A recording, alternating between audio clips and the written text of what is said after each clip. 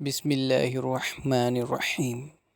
دین کے معاملے میں کوئی زور و زبردستی نہیں ہے۔ صحیح بات غلط خیالات سے الگ چھانٹ کر رکھ دی گئی ہے۔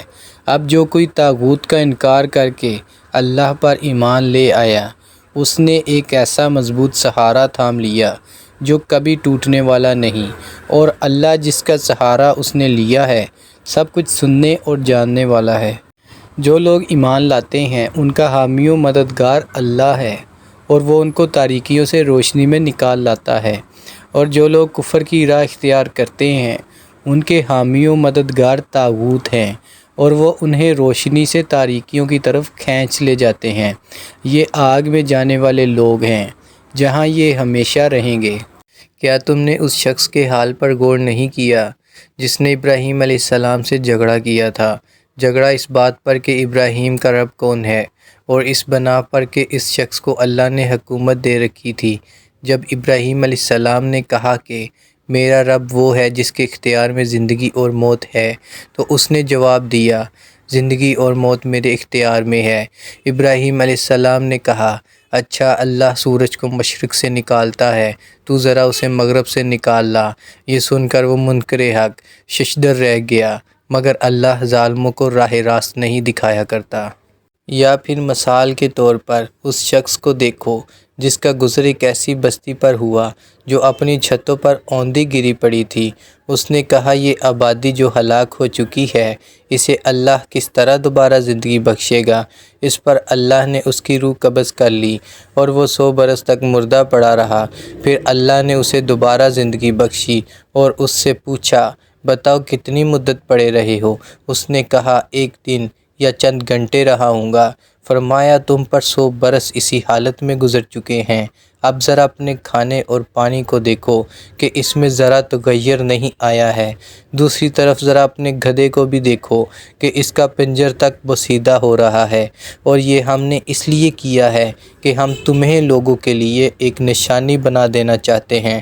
پھر دیکھو کہ ہڈیوں کے اس پنجر کو ہم کس طرح اٹھا کر گوشت پوست اس پر چڑھاتے ہیں۔ اس طرح جب حقیقت اس کے سامنے بالکل نمایاں ہو گئی تو اس نے کہا، میں جانتا ہوں کہ اللہ ہر چیز پر قدرت رکھتا ہے۔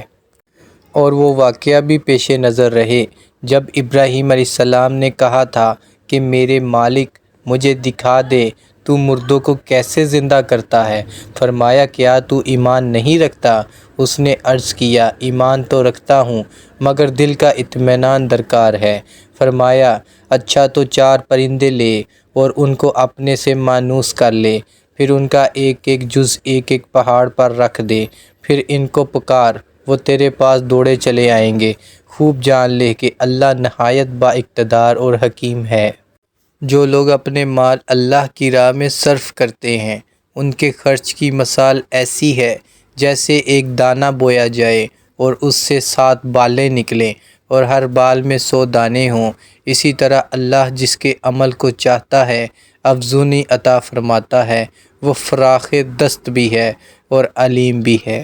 جو لوگ اپنے مال اللہ کی راہ میں خرچ کرتے ہیں اور خرچ کر کے پھر احسان جتاتے نہ دکھتے ہوں، ان کا اجر ان کے رب کے پاس ہے، اور ان کے لیے کسی رنج و غم اور خوف کا موقع نہیں ہے۔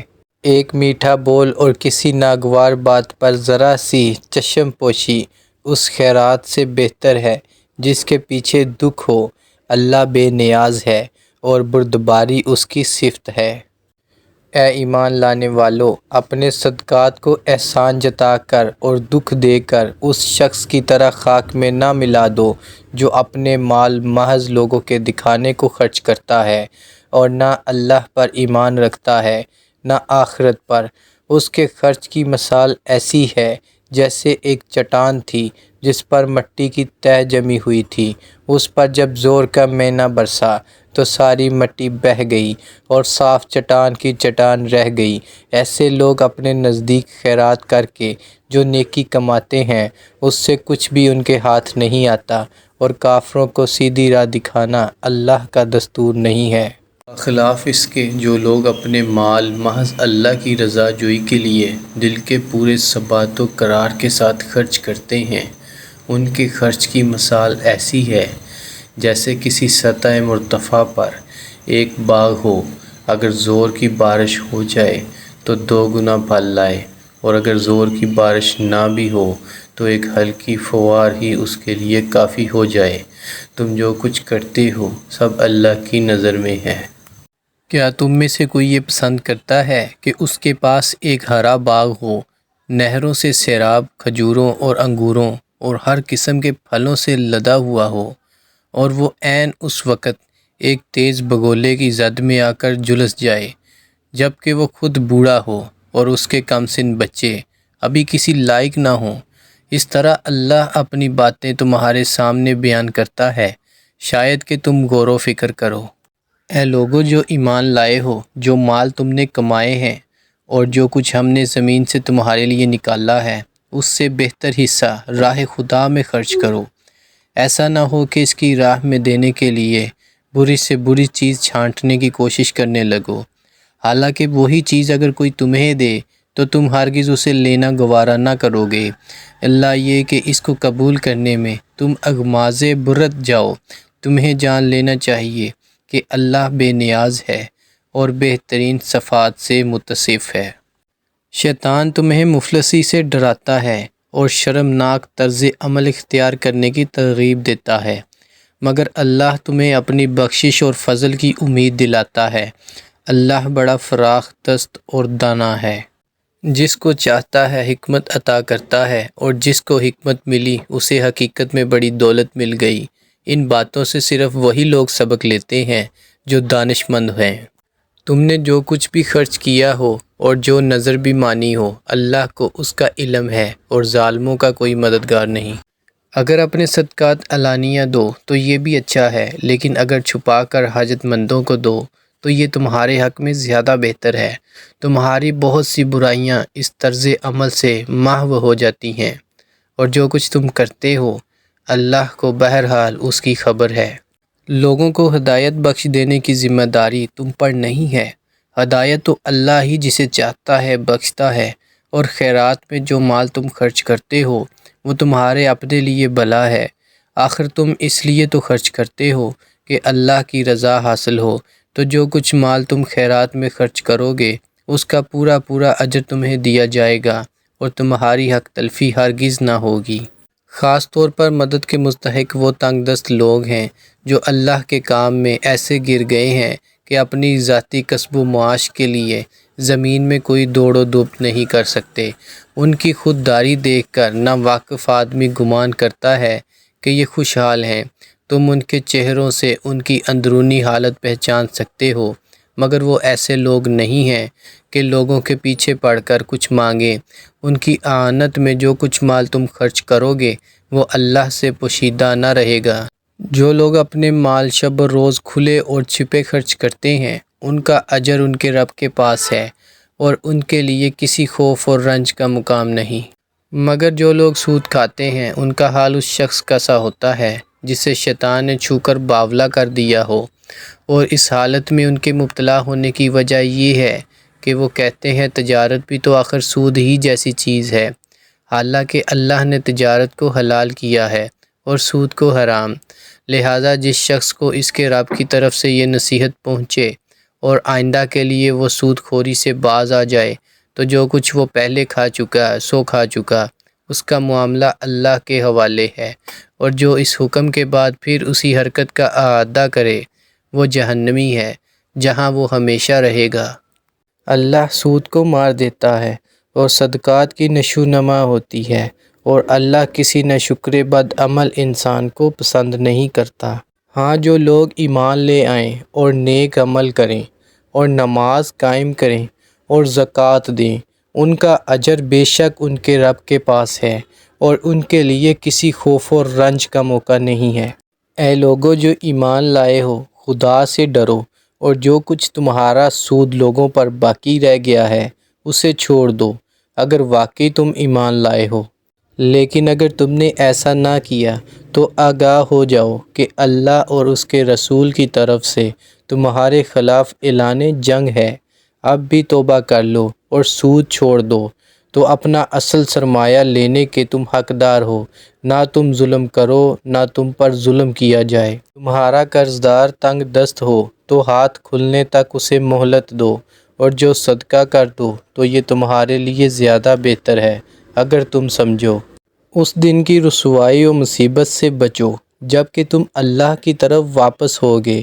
وہاں ہر شخص کو اس کی کمائی ہوئی نیکی یا بدی کا پورا بدلہ مل جائے گا، اور کسی پر ظلم ہرگز نہ ہوگا۔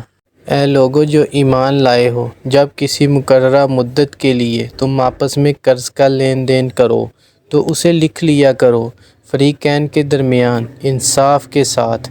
ایک شخص دستاویز تحریر کرے جسے اللہ نے لکھنے پڑھنے کی قابلیت بخشی ہو، اسے لکھنے سے انکار نہ کرنا چاہیے۔ وہ لکھے اور املا وہ شخص کرائے جس پر حق کہتا ہے، یعنی قرض لینے والا، اور اسے اللہ اپنے رب سے ڈرنا چاہیے کہ جو معاملہ طے ہوا ہو اس میں کوئی کمی پیشی نہ کرے۔ لیکن اگر قرض لینے والا خود نادان یا ضعیف ہو، املا نہ کرا سکتا ہو، تو اس کا ولی انصاف کے ساتھ املا کرائے، پھر اپنے مردوں سے 2 آدمیوں کی اس پر گواہی کرا لو، اور اگر 2 مرد نہ ہوں تو 1 مرد اور 2 عورتیں ہوں، تاکہ ایک بھول جائے تو دوسری اسے یاد دلا دے۔ یہ گواہ ایسے لوگوں میں سے ہونے چاہیے جن کی گواہی تمہارے درمیان مقبول ہو۔ جب گواہوں کو گواہ بننے کے لیے کہا جائے تو انہیں انکار نہ کرنا چاہیے، معاملہ خواہ چھوٹا ہو یا بڑا۔ میعاد کی تعین کے ساتھ اس کی دستاویز لکھوا لینے میں تساہل نہ کرو۔ اللہ کے نزدیک یہ طریقہ تمہارے لیے زیادہ مبنی بر انصاف ہے۔ اس سے شہادت قائم ہونے میں زیادہ سہولت ہوتی ہے، اور تمہارے شکوک و شبہات میں مبتلا ہونے کا امکان کم رہ جاتا ہے۔ ہاں، جو تجارتی لین دین دست بدست تم لوگ آپس میں کرتے ہو اس کو نہ لکھا جائے تو کوئی حرج نہیں، مگر تجارتی معاملے طے کرتے وقت گواہ کر لیا کرو۔ کاتب اور گواہ کو ستایا نہ جائے، ایسا کرو گے تو گناہ کا ارتکاب کرو گے۔ اللہ کے غضب سے بچو، وہ تم کو صحیح طریقے عمل کی تعلیم دیتا ہے اور اسے ہر چیز کا علم ہے۔ اگر تم سفر کی حالت میں ہو اور دستاویز لکھنے کے لیے کوئی کاتب نہ ملے تو رہن بالقبض پر معاملہ کرو۔ اگر تم میں سے کوئی شخص دوسرے پر بھروسہ کر کے اس کے ساتھ کوئی معاملہ کرے تو جس پر بھروسہ کیا گیا ہے اسے چاہیے کہ امانت ادا کرے، اور اللہ اپنے رب سے ڈرے، اور شہادت ہرگز نہ چھپاؤ۔ جو شہادت چھپاتا ہے اس کا دل گناہ میں آلودہ ہے، اور اللہ تمہارے اعمال سے بے خبر نہیں ہے۔ آسمانوں اور زمین میں جو کچھ ہے سب اللہ کا ہے۔ تم اپنے دل کی باتیں خواہ ظاہر کرو یا چھپاؤ، اللہ بہرحال ان کا حساب تم سے لے لے گا۔ پھر اسے اختیار ہے جسے چاہے معاف کر دے اور جسے چاہے سزا دے۔ وہ ہر چیز پر قدرت رکھتا ہے۔ رسول اس ہدایت پر ایمان لایا ہے جو اس کے رب کی طرف سے اس پر نازل ہوئی ہے، اور جو لوگ اس رسول کی ماننے والے ہیں انہوں نے بھی اس ہدایت کو دل سے تسلیم کر لیا ہے۔ یہ سب اللہ اور اس کے فرشتوں اور اس کی کتابوں اور اس کے رسولوں کو مانتے ہیں، اور ان کا قول یہ ہے، ہم اللہ کے رسولوں کو ایک دوسرے سے الگ نہیں کرتے۔ ہم نے حکم سنا اور اطاعت قبول کی۔ مالک، ہم تجھ سے خطا بخشی کے طالب ہیں اور ہمیں تیری ہی طرف پلٹنا ہے۔ اللہ کسی متنفس پر اس کی قدرت سے بڑھ کر ذمہ داری کا بوجھ نہیں ڈالتا۔ ہر شخص نے جو نیکی کمائی ہے اس کا پھل اسی کے لیے ہے، اور جو بدی سمیٹی ہے اس کا وبال اسی پر ہے۔ ایمان لانے والو، تم یوں دعا کیا کرو، اے ہمارے رب، ہم سے بھول چوک میں جو قصور ہو جائیں ان پر گرفت نہ کر۔ مالک، ہم پر وہ بوجھ نہ ڈال جو تو نے ہم سے پہلے لوگوں پر ڈالے تھے۔ پروردگار، جس بار کو اٹھانے کی طاقت ہم میں نہیں ہے وہ ہم پر نہ رکھ، ہمارے ساتھ نرمی کر، ہم سے درگزر فرما، ہم پر رحم کر، تو ہمارا مولا ہے، کافروں کے مقابلے میں ہماری مدد کر۔